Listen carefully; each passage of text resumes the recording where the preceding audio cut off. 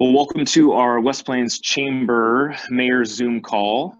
Thank you so much for being with us here today. My name is Toby Bremling. I'm the Executive Director of the West Plains Chamber. And again, we just appreciate you for joining us. This is our very first Zoom call that we're doing solo. We've been blessed to have partners like GSI and Valley Chamber on Zoom calls in the past. So we're kind of navigating this together, but we're very thankful for you joining us, and we're very thankful for especially Avista for sponsoring this meeting. And so I know this has been a difficult season to say the least. We've been hearing from members, large and small, that are trying to navigate this COVID-19 crisis in many different ways. From, I don't think anybody is doing business as usual, but we've had members that have had to close their doors and do others. And so our hearts go out to those, especially in this. And our role is to really be a strategic partner, come alongside you, give you the resources that you need to thrive, and help in any way that we can. And so we're excited to be able to hear from our mayors today. It's going to be a little bit different. I know we had to cancel our State of the Cities meeting last week. It's not going to be a State of the Cities where we're going to hear a lot of economic development issues and questions. It's really more let's hear from our city leaders of kind of what's the pulse of our communities, what do they need, how can we help, and what are they hearing. But before we get started, I'm just going to go through a little bit of Zoom etiquette. And so, as I mentioned before, everybody that came into the meeting was muted. And if you do, maybe check periodically if you've had a chance to accidentally unmute yourself, go ahead and keep track, because I've been on enough Zoom calls this week where sometimes we accidentally hit the button and everybody can hear us and type and everything else. If you do need to ask a question, you can hit *6 if you're dialing in, or there's a little button off to the left that you can mute and unmute yourself. Now, we are going to have some question and answer at the end. There's a button that allows you to raise your hand, and then at the very end, we'll kind of call on you to ask your question for any one of our mayors. And then finally, this call is going to be recorded, and we should have it posted either tomorrow or early next week. Well, at this time, I want to introduce you to our 2020 Chamber Chairman, Eric Putoff from STCU, to say a few words. Wonderful. Hey, thank you, Toby. I really appreciate that warm introduction. And I'd like to thank everybody for being with us today. I know that with these times, these things can be pretty hard, and we just appreciate you guys continuing to support and continuing to be interested and, dedicated to our communities. So I'd like to, first of all, after thanking you guys, or I guess second of all, thank our mayors for being here today. So thank you, Mayor Maike, Mayor Grover, and Mayor Richey. I really appreciate your leadership, especially during these difficult times. And we just want to make sure that, that we can do what we can on our end. So we're really eager to hear what we can do on our end to help out with what you guys are doing. And then at this time, I'd like to also thank our sponsor, because we couldn't do this without sponsors. Our major sponsor today for the mayor's call is Avista Utilities, and we'll hear from them in a moment. Before we transition to Avista, I'd like to just say a few words of unity and support to kind of help us all through, again, these difficult times. So just remember, you are not alone in this. Your business, as a person, as an individual, we are in this as a community, and as your community chamber, we want to make sure that we're doing everything that we can. We want to make sure that we have the right resources and support, and to continue to be your voice through the community and with the community leaders. So please, we encourage you to reach out. We encourage you to share your story, your situation, share any resources that you think that we might be able to share with our membership, and just be supportive of each other, because this is really a collaborative effort for us all to ensure that we're going to get through this and come out okay on the other end. So with that being said, thanks again, everyone. Thanks again, Avista. Thanks again to our mayors. I'm going to turn it back over to Toby, and we can get on with the call. Thanks, Toby. Eric, thank you very much. And again, I just appreciate your leadership in the midst of this too. And what's nice is the chamber is a lot bigger than one individual. We have a great engaged board and a great set of volunteers that really kind of help out and are reaching out to provide needs for our members and each other. Well, right now I do want to hand it off to our major sponsor, this is the utilities. So Melanie Rose, thank you again for sponsoring this event, and thank you for just being the community partner that you are. I'd love to open up the floor for you to say a few words if you'd like. You're welcome, Toby. Thank you. Can you hear me? Yep, we can hear you. Okay, cool.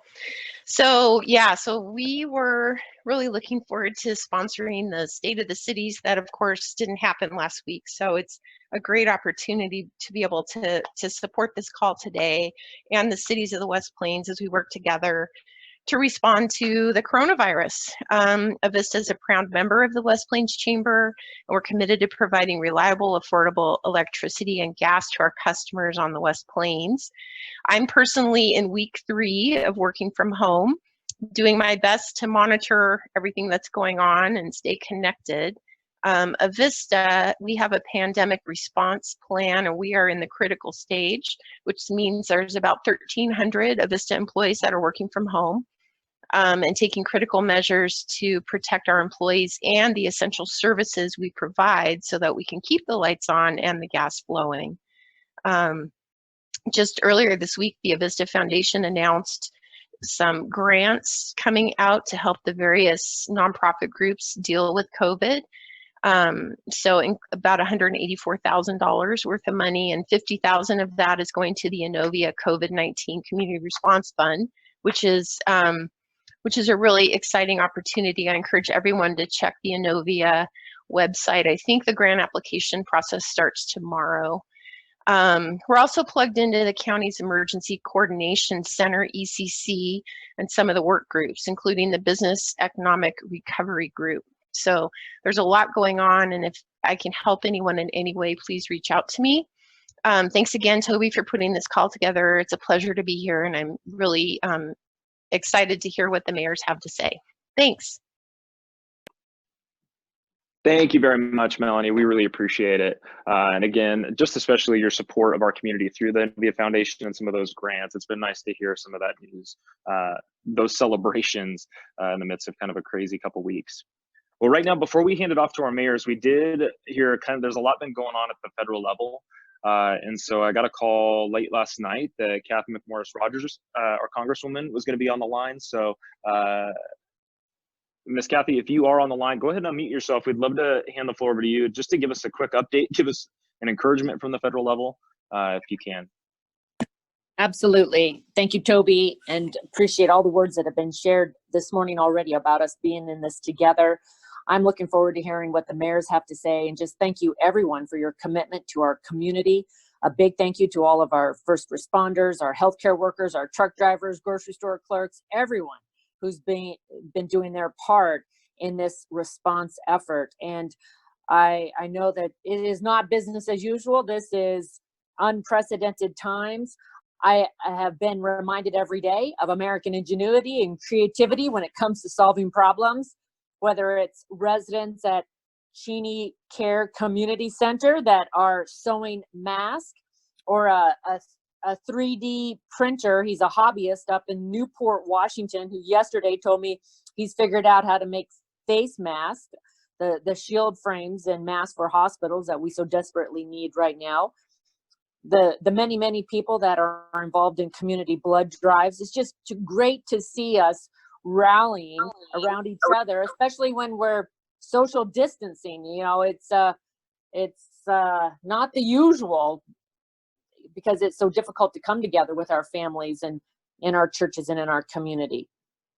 As you've seen in the news, the Senate passed the third response bill last night. It was a 96-0 vote. There is a lot of relief targeted to small businesses. There was this sense that we had to get relief to small businesses, that because of restrictions that had been put in place by the government, both at the federal level and at the state level and at the local level, no fault of their own, small businesses were closing, were laying off employees, were not able to function. And so this is a backstop to help our economy, and especially targeting our small businesses. There is $350 billion in federally guaranteed SBA 7A loans to businesses with under 500 employees and some franchises. If employers maintain their payroll, the loans would be forgiven. The size of the loan would be tied to an applicant's average monthly payroll, mortgage, rent, utility payments, and other debt obligations. The maximum loan amount is $10 million. The bill also allows for employers to defer payment of Social Security payroll taxes. There was also an expansion of unemployment insurance, recognizing that a lot of people who've been losing their jobs, those on the front lines, are the ones that are living paycheck to paycheck. So there's a new pandemic unemployment assistance program for non-traditionally eligible for unemployment benefits. So this is self-employed, 1099 contractors, the gig economy, sole proprietorships. It's an additional $600 per week payment for a total of 4 months. That's for all employees, and it includes 13 extra weeks of unemployment for those that exhaust their current weeks of eligibility. There's also the direct cash payment, $1,200 sent to individuals with adjusted gross income up to $75,000, or $112,500 in the case of those filing jointly. So those checks, as well as $500 per child, are included. It's estimated that 90% of Americans are going to get some kind of a payment there. There's a lot of other items in the bill. There's support for distressed sectors. There's healthcare support for our hospitals and other healthcare providers, our critical access hospitals. That was a priority for me. Those in the rural areas. There's an expansion of telemedicine, recognizing that many that are in their homes or live in rural areas need the access to telehealth. There's more support for rural broadband and expanding access to the internet, which is foundational, whether it's healthcare or education in today's world or economic development.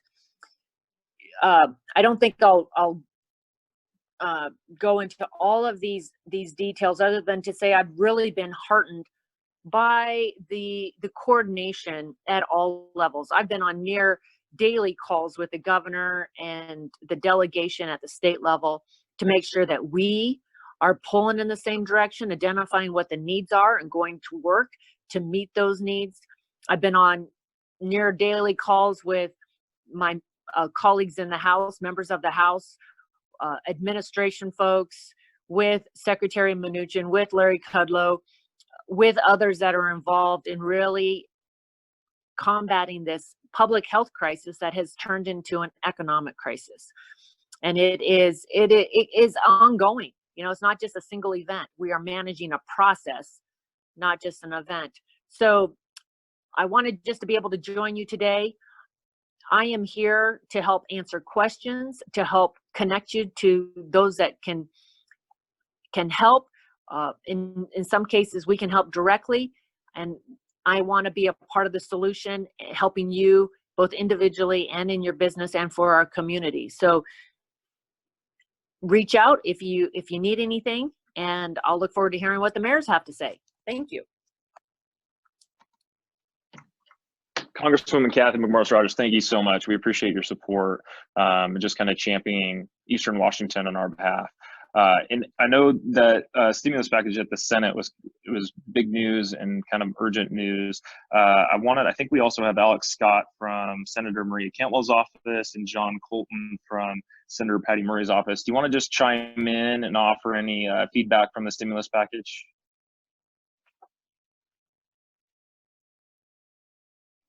Hey, this is Alex. Can you hear me? Yep. Great. Yeah. Thank you so much, Toby, for the invite, and West Plains Chamber for hosting this. Just a couple of things. Obviously, Congresswoman Cathy McMorris Rodgers gave a fantastic summary just now. Yes, as you all know, this was being negotiated in the Senate over the last week. And from more of a nuts and bolts perspective, it was the chairs and the ranking members of each committee who were actually in the room, either virtually or physically, doing the negotiating, which is really good news for Washington, since Senator Murray is the ranking member on the Health Committee and Senator Cantwell is the ranking member on the Commerce Committee. So we had we had both of our senators in the room hammering this thing out. As the Congresswoman mentioned, this is, historic. This is a massive package, probably the biggest single piece of legislation that has ever occurred in our country. And I just wanted to add on that one of the things Senator Cantwell really fought for was grants, because we had been hearing a lot of feedback that the SBA loan process wasn't necessarily a good fit for everybody. And so we really wanted to make sure that we made some grants available through that as well. So what I'm being told at this point is that people need to, if businesses want to apply for those grants, they need to go ahead and apply for the SBA disaster loan first, so that they're in the process of that. And then as soon as they've made that application, they can go ahead and apply for grant funding.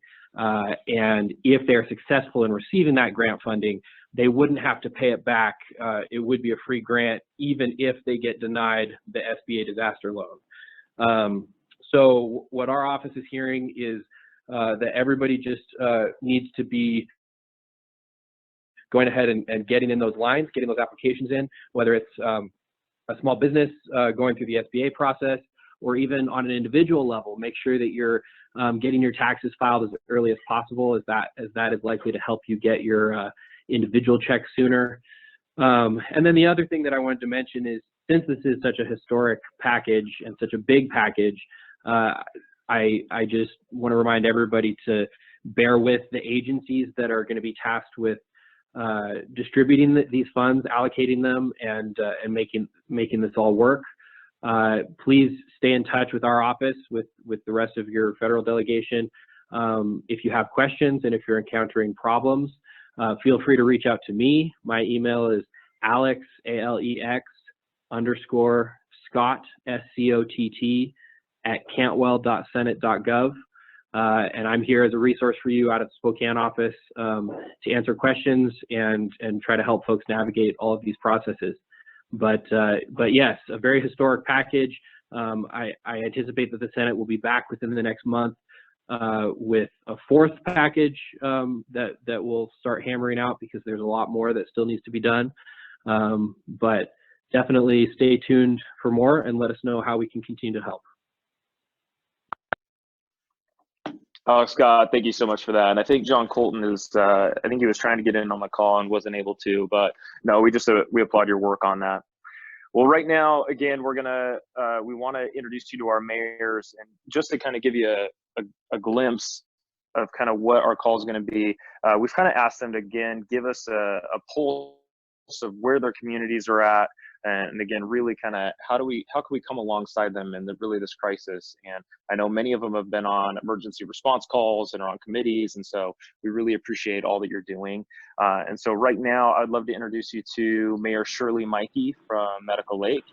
If you wouldn't mind just giving us a couple words. I know for many of us that are unaware, I know some of the first cases was a teacher in Medical Lake High School or in the Medical Lake School District. So definitely hit close to home really quick. And so Mayor Maike, we'd love to hand the floor over to you.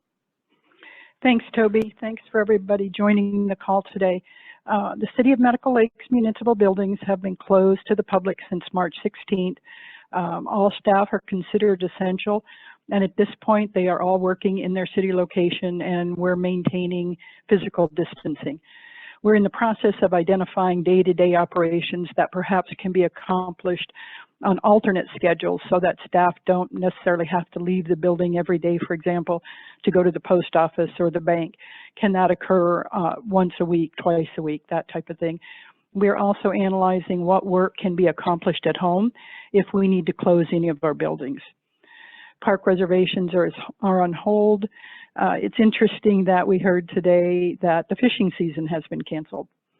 Our walking trail does remain open just as an outlet, let people get outside. Fire District 3 and the Sheriff's Office, they've been great partners with us. We do participate in the county's Emergency Command Center daily briefing. All city services continue to be available to all residents. We even still have new resident packets going out if people need water turned on. We are not turning off any water during this time. recreation programs are postponed. So Tim Ames, the superintendent of the Medical Lake School District, he's been keeping us up to date on their activities. He is currently on another Zoom meeting, so couldn't join us today. The school district has 7 meal distribution sites. Yesterday, they delivered 227 meals. They provided 500 Chromebooks to kids yesterday, and then they'll be providing more today for anybody else who still needs them. If kids don't have good internet at home, we are providing paper and pencil, work product, and they continue to provide learning resources as they become available. The district's using the Google Classroom. They've shared their plan with the city, and we're able and ready to provide resources if they need it. The school district has been able to obtain daycare through our local daycare facilities such as SELA's and the East Lake Child Care Center, so the school district has not had to open daycare in the schools. There are 17 students who are accommodated, and we appreciate that from our community partners. The Medical Lake Food Bank Association has kind of changed their practice. They're kind of doing a drive up because the average age of our volunteers at the food bank is 75 or older, and that went well last Friday. The association is applying for a grant to recover revenue with the closure of the Care and Share thrift store and to purchase additional food in anticipation of an increased need for the foreseeable future. The city's prepared to weather the storm. The West Plains members are encouraged to contact Doug Ross, the city administrator, if they have any questions, if they need resources, or they need any assistance. We will provide what we can. The school district is the city's partner for census activities. This is the time we really need to complete the census, and we encourage all members to complete it themselves and get the word out to their customers and clients. This is a very good example of why we all need to be counted. Our Medical Lake community steps up to the plate whenever emergencies occur, and we're appreciative and supportive of all our community partners and citizens. Thank you. Mayor Maike, thank you so much. We appreciate your leadership. And I think that was a great plug in terms of something that shouldn't be lost in the midst of this crisis, is that the census is going on, and really an important just piece for all of our communities. Well, right now, I want to hand it over to Mayor Chris Grover, Mayor of Cheney, if you would like to hop on the line. Good morning, Toby and everybody. Thank you so much. Mayor Maike pretty much said it all. That's what Cheney's been kind of following suit. I have to thank, first of all, let me just thank the local and state and federal legislators, our business leaders, the municipalities, not just on the West Plains, but also region-wide. We've really all come together and collaborated together to make sure that we're all on the same page going forward. And again, without repeating what Mayor Maike said, Cheney's following suit with, you know, we've closed our public buildings, but we are making sure essential services are being provided. One of our main priorities is really the safety of our employees, making sure that we're reinforcing social distancing, keeping our buildings clean and our areas clean, because we are essential. Reaching out to the local businesses to see how we can help. It's been inspiring to me when I do reach out to some of our local businesses to offer our assistance. First thing they say to me is, Chris, what can we do for you? A couple different things that we've, again, I don't want to reiterate everything that Shirley said, is exactly what Cheney's doing as well. Our city administrator, department heads, and myself, we've committed to kind of coming together each week, reaching out to one of our local businesses and having them bring lunches or provide lunches for our employees to kind of keep a connection with our community. Again, it all boils down to reinforcing social distancing. That's the one thing that we can all do. And I have to a shout out to the citizens of Cheney. They've done a really great job of staying home. And, you know, we've had to close our playgrounds, but our parks are open. See a lot of people out walking around, which is great. Again, I just want to give a thanks to everybody involved with this, because it really has been a great collaborative effort. And lastly, what I'm really interested in is questions to see what's on people's minds. Thank you, Mayor Grover. We appreciate that. And lastly, we do want to invite Mayor Kevin Richey of the City of Airway Heights. If you would just say a few words as to just the pulse of Airway Heights in the midst of this. Hey everyone, it's Kevin here. You know, I get the first of all, I want to thank everyone for coming here and sharing their thoughts, and especially thanks to the federal, state, and local legislatures for all your help. I don't want to repeat everything that's been said, but we're doing very similar things that Cheney and Medical Lake are doing. Our office is closed. Most of our employees are working from home, or they have an alternate schedule where they come in when other people aren't there.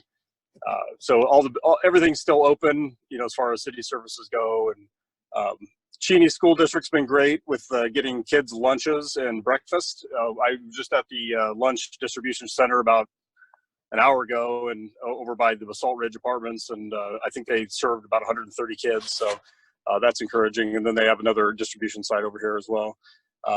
Just like Cheney and Medical Lake, our parks are open, but the playgrounds are all closed.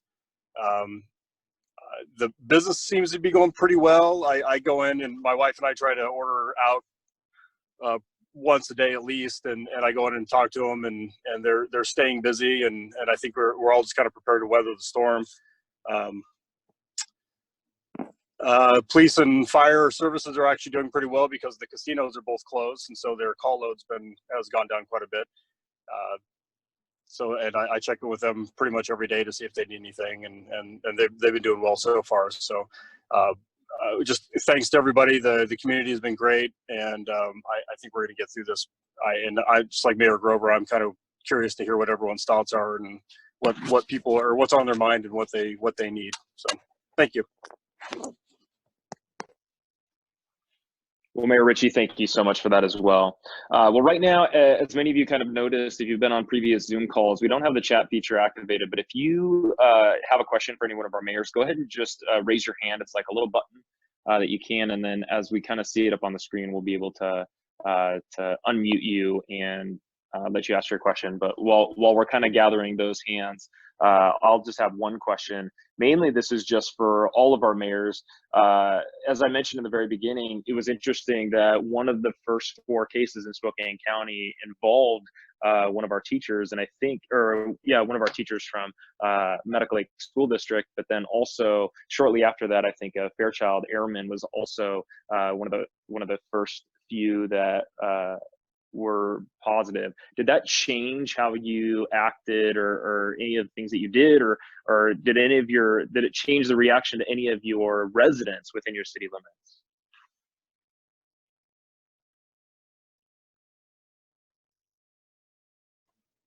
Well, this is Kevin Richey. Since we're here out by Fairchild, it didn't really change our approach. Albert and I had gotten together the day that that we had the local health district had the first press conference and talked about what we were going to do, and so we already kind of had a plan going forward. So it didn't really change our approach much.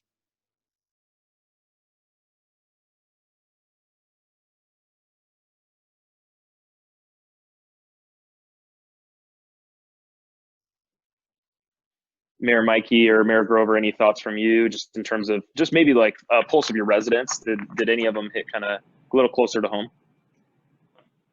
No, this is Shirley. I haven't heard anything in Medical Lake. Nor in Cheney. Business as usual. We very confident in our regional health district to kind of control that and control the messaging. But we didn't get many not complaints, but people concerned about that at all.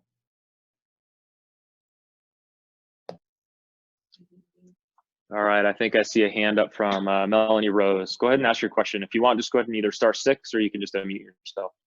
Hey, Toby, thanks.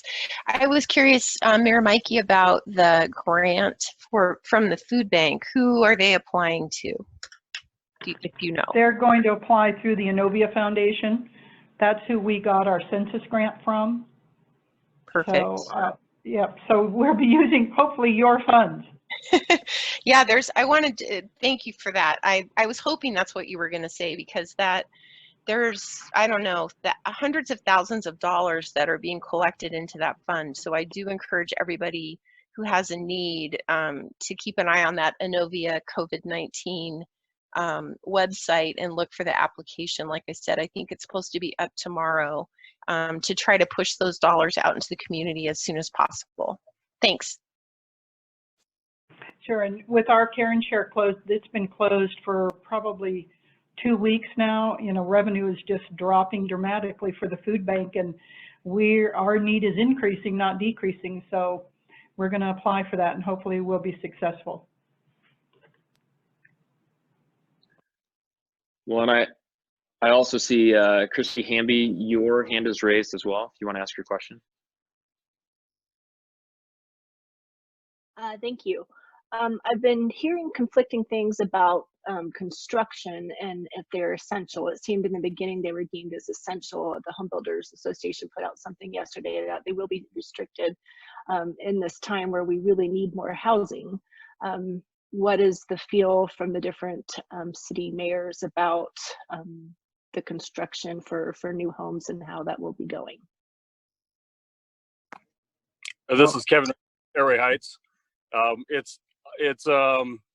It's concerning because we're rapidly growing and we're in desperate need of housing. So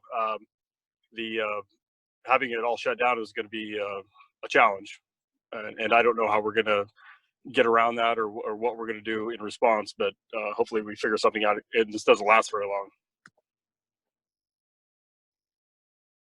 And if I could chime in here, the governor just put out a memo, I don't know if it was last night or this morning, that mentioned that commercial and residential construction is non-essential. However, there are a couple allowable activities that they're surrounded around public safety or an emergency. For instance, we have a local glass shop here in Cheney, and he was concerned, and because it's technically not an essential service. However, if a resident's window breaks, that could potentially be a hazard. So he would be, according to the governor's memo, he would fall under that, or his business would fall under that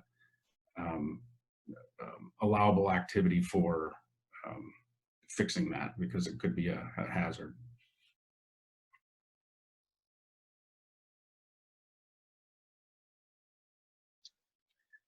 Yeah, and I was going to say, I think we received the same email. Some of our state partners, like or SHBA, the Home Builders Association, BIW, there was some questions regarding, especially in the very beginning when the governor said, hey, these are essential and these are not. There was a lot of gray area in that, and just released that statement. For those of you that haven't seen it, I think we posted it on Facebook last night that really deemed residential construction as not essential. I think there's still, when I was talking with Joel White, their executive director, they're still kind of working on seeing what they can do to advocate just to get clarity on that. But it is kind of it's a hard stance, especially for us at the chamber as a pro-business entity, and it's a balance between economic development and public safety at the same time. So anybody else that has a question, if you do at this point, go ahead and just unmute yourself and you can ask away. Toby, this is Chris-Ann. Chris-Ann. Hi. So Chris Grover, I have a question for you. What about the construction at the high school? That's a great question. I think that has slowed. I don't know if they've actually stopped. I've noticed just driving past the school that there's not a lot of activity going on there. So I think they're abiding by the governor's order to stop construction. But I'll find out more for you, Chris-Ann. Thanks, Chris. Yeah, that's interesting. On the one hand, it's a great time to get it done, but on the other hand, totally understand. So thanks for that question, Chris-Ann. I'll get back with you. Thank you. Yeah, and Chris-Ann, I was even thinking just the Medical Lake interchange and some of the other road construction that we have going on right now. We'll kind of find out from WSDOT and some others in the county, just to kind of see what construction looks like given kind of the non-essential, essential rules that are in place. Any other questions?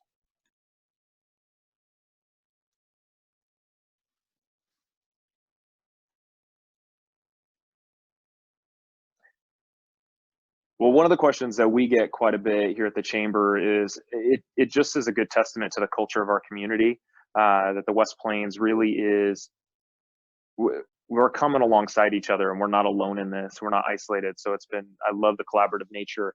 And so we get questions all the time, or from members say, hey, how can I help get connected to individuals or organizations that are hurting right now? And so I would just love to ask each one of our mayors, how can our businesses that do want to come alongside some of the individuals in your community that are now forced to stay at home, or some of the businesses or organizations in your community, how can we come alongside them? Any suggestions? This is Shirley. I'm going to plug the census again. Any place that people walk by or come into or drive up, any place we can get a poster or a flyer or handouts. I saw a document yesterday that said only 277,000 people in the entire United States have completed the census. And we all know what the value of being counted means. So anybody who would be willing to put up a poster in a window or flyers, if they would just call City Hall and leave their name, we'll get posters to them.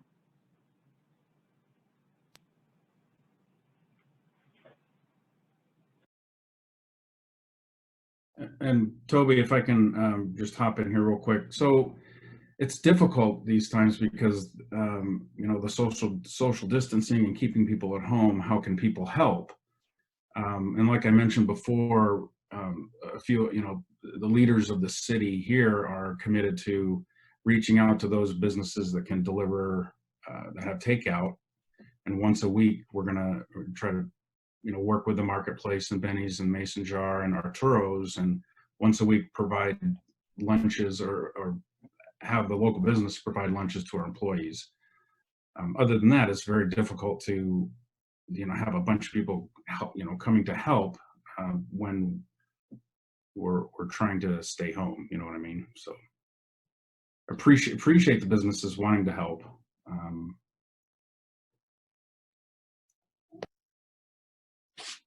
Hey, Toby, it's Kevin Richey again. Yeah, and I would echo the same thing.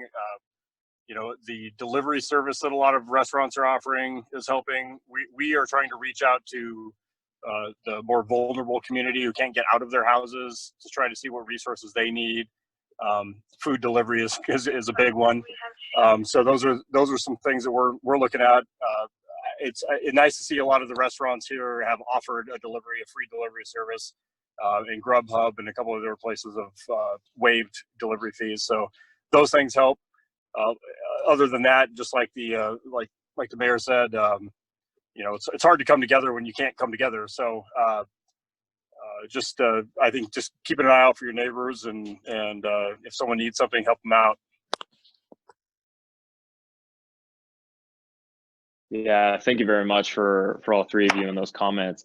Mayor Maike, you mentioned at the very beginning that just came to my head that I know a lot of our food banks and blood banks are hurting at the moment. But it was interesting that you said that the average age of your volunteers at the food bank in Medical Lake are 75 years old. And so I know possibly volunteerism just within those organizations could be helpful at this time. Well, I see we got a couple more questions. If we can I think I've got, it looks like a Russell, an F. Russell, if you want to go ahead and ask your question. Yeah, this is Francesca here at the Holiday Inn Express and Suites in Cheney. I was just curious as to where we could find the information for both the individual stimulus as well as the business stimulus package again.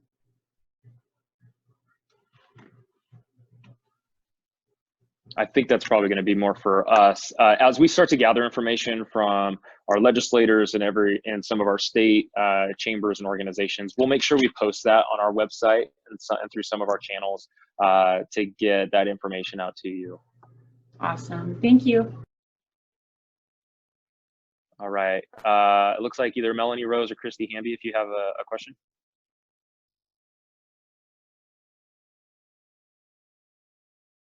Hey, Toby. Sorry, I had to unmute myself. So just kind of thinking ahead, you know, the next weeks, maybe month for the mayors, I'm curious about what maybe they're worried about or where they see gaps in how their communities are going to weather the storm. I'm curious about that. This is Shirley.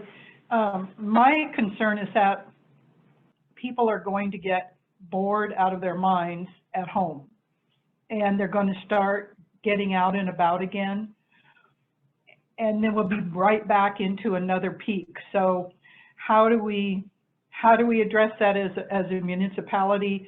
How do we address that as a community? I don't know, but sharing resources, things kids can do online, and of course as it gets warmer, the need and the desire to be outside is even stronger. And how do we maintain good social distancing? So I think that's going to be a challenge for us in the next couple of weeks.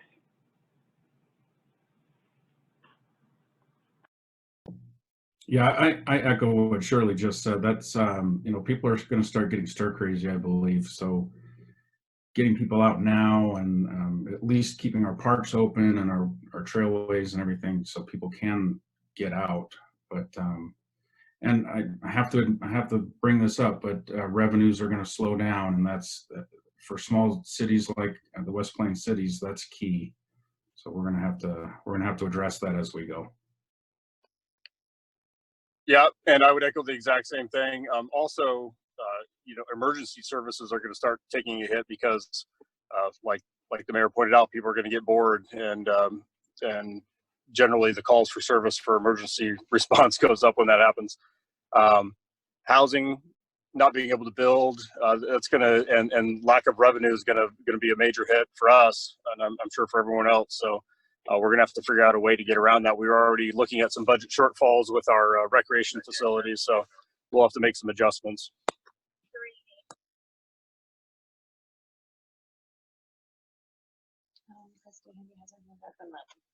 Well, and I think I see Christy Hamby with your hand up. And before I let you ask your question, Christy, I think one of the things that was coming to my mind was the ability to be able to at least support our businesses. And it is a concern that maybe some of that revenue or attention is going to go down as the weeks keep going.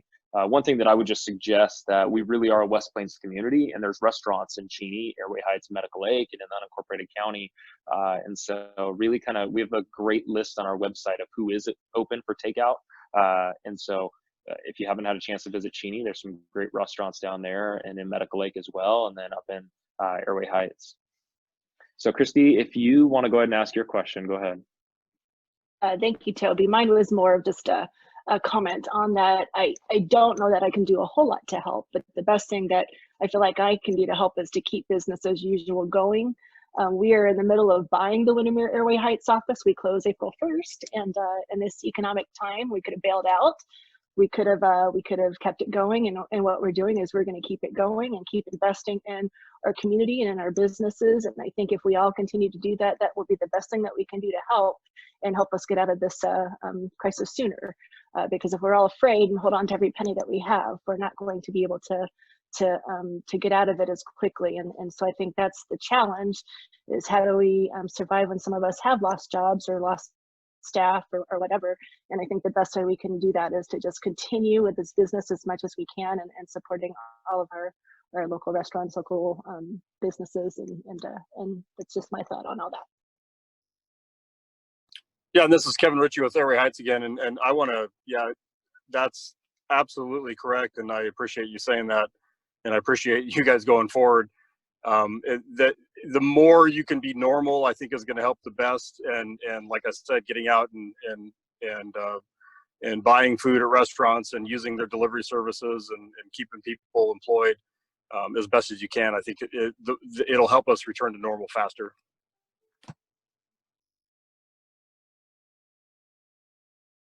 And I appreciate, Toby, you having a list of everybody who's open. Just gives an opportunity for people to do something different and to find quickly where they can go and places that are local for us. That's great.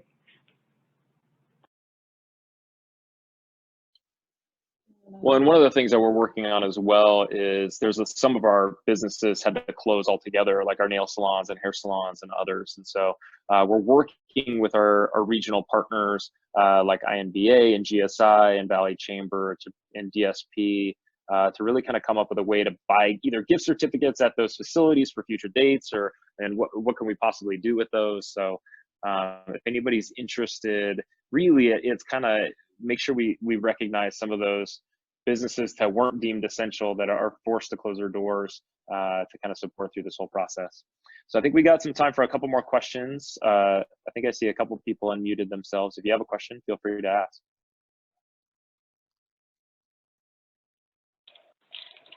Hey, Toby. This is Patrick with Cathy McMorris Rodgers' office. Patrick, welcome to the call. Thanks. Hey, I just wanted to mention, I think somebody on here is participating in the Emergency Coordination Center through the county. They are working with the Community Organizations Assisting in Disaster, COAD, which is a group of many community organizations which are thinking about how best to handle volunteers, identify needs, and then get that out to the community broadly. And so I just encourage whoever on the call is in that group, maybe to bring some information back and help getting it circulating.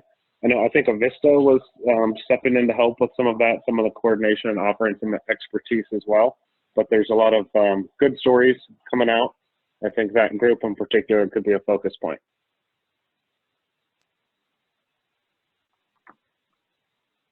Yeah, thank you, Patrick. Those are good words. And we'll make sure we also disseminate that information out as well.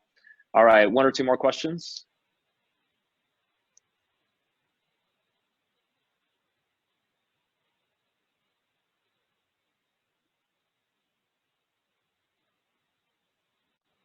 All right, well, I will take the awkward silence as we're starting to wrap up. Well, again, I just, typically, if you've ever gone to one of our events, some people have said we clap quite a bit, but we just want to say thank you so much to Mayor Shirley Maike and Mayor Chris Grover and Mayor Kevin Richey for just your leadership during this crisis, and really taking the time to join us today and sharing kind of the pulse of your community. And we might do this in a few weeks as well, as it's a good point. As people start to get stir crazy being in their homes, how can we continue to collaborate and make this a collaborative, find collaborative solutions? It really is a community issue and a regional issue and a global issue.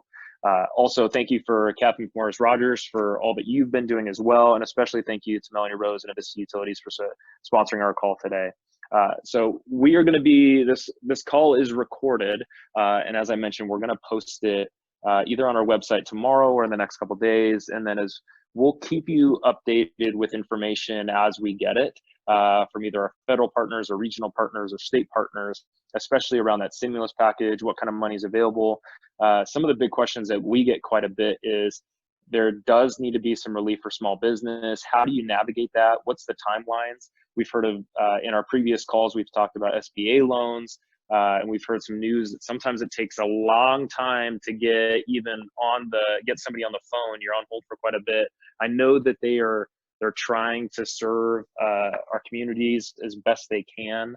I think right now, if you do apply for those SBA loans, I think it takes about 3 weeks to just get approval and then about a week to get that funding, which is important. If you are in short supply of cash, there is some, they have a lender match program that really kind of partners you with a lender that can help you get a line of credit on a little bit sooner, and as well as some of the grant options that are available. So we'll work with our regional partners to make sure you get that information and also kind of give you updates on any future webinars that might help. So if you didn't get a chance to have your question asked, feel free to email our office at chamber@westplainschamber.org. But again, thank you so much for joining our call today. Thank you again to our mayors.